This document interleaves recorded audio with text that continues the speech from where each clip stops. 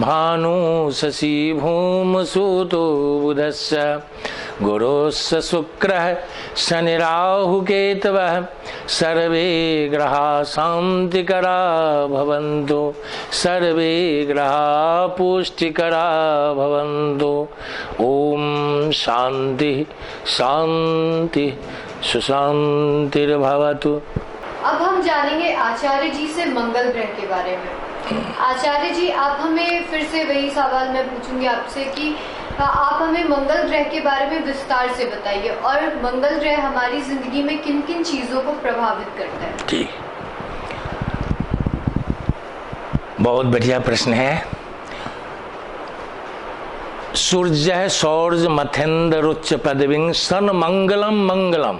मंगल मंगल ही कारक होता है, लेकिन जब वो मंगल अपने उच्च स्थिति में हुआ, अर्थात मंगल मकर राशि में जब जाते हैं तो उच्च की कहलाते हैं, और जब तृतीय स्थान में होते हैं तो वो ऐश्वर्य को प्रदान करने वाले होते हैं, यानी ताकत देते हैं, भय नहीं रहता। मंगल जिसमें प्रबल है उसको कभी भय नहीं होता, वो किसी से डरता नहीं।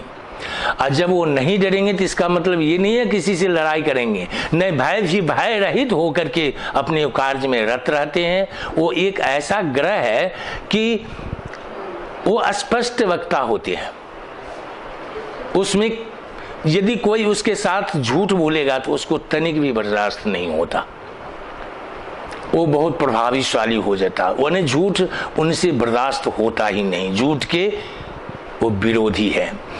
मंगल जब 11वें स्थान में होते हैं, और किस स्थिति में वो मंगल है, यदि 11वें स्थान में जाकर नीच की हो जाए तो खराब फल दे देंगे हमें, लेकिन वही 11वें स्थान में जाकर यदि उच्च की हो जाए तो बड़े महत्व मनोवांछित फल को प्राप्त कराते हैं। ऐसे उस मंगल में प्रभाव है।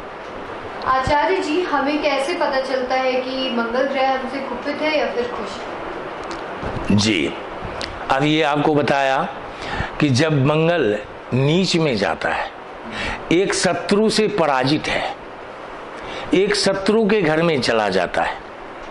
जैसे कि आप एक चीज जानते हैं, अब सुने होंगे कि एक मांगलिक की अभी बड़ा परिचलन है, मांगलिक दोष की।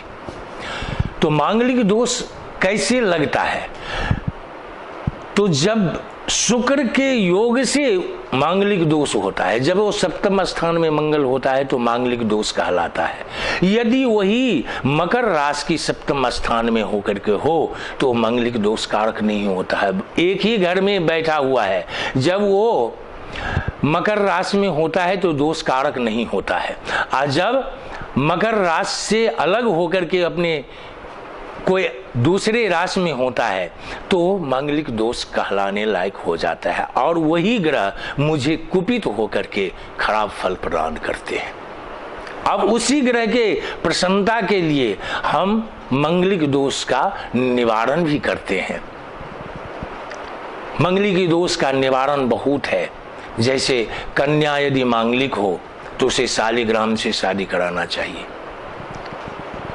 यदि मंगला लड़का हो तो उसे विष्णु भगवान और लक्ष्मी नारायण की एक दुपट्टा लेकर के, एक शॉल लेकर के दोनों पे डालें, उसमें दक्षिणा यथाशक्ति बांध करके और उनकी पूजन करके, उनको पूजन करके और उनकी आराधना करके, प्रार्थना करके उन्हें प्रणाम कर लें। वो भगवान उनके ऊपर कृपा करके मांगलिक दोष को शांत करते हैं।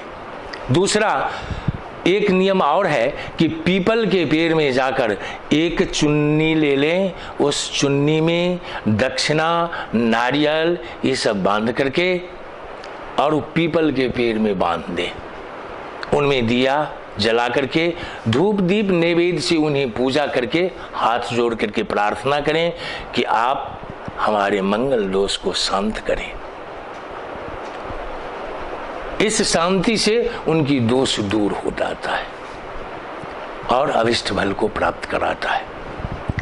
अब इसमें एक चीज और कहा गया है, मैं संक्षेप में कह देता हूं कि एक चीज है कि कहते हैं 28 वर्ष तक की अवस्था में ही मंगल रहते हैं, ये हमें पसंद नहीं है। हमारे साथ में ऐसा नहीं लिखा है कि 28 वर्ष की अवस्था तक ही मंगलिक रहते हैं। मंगलिक तो कभी रहते हैं। अब कितना मंगल है दोष कारक, उसके अनुकूल वो जाकर के फल देता है। जैसे कि किसी की विवाह हो गया, 1-2 बच्चे हो गए, उसके बाद जाकर के उसके ऊपर वो प्रभाव डाला, उससे पहले नहीं डाला।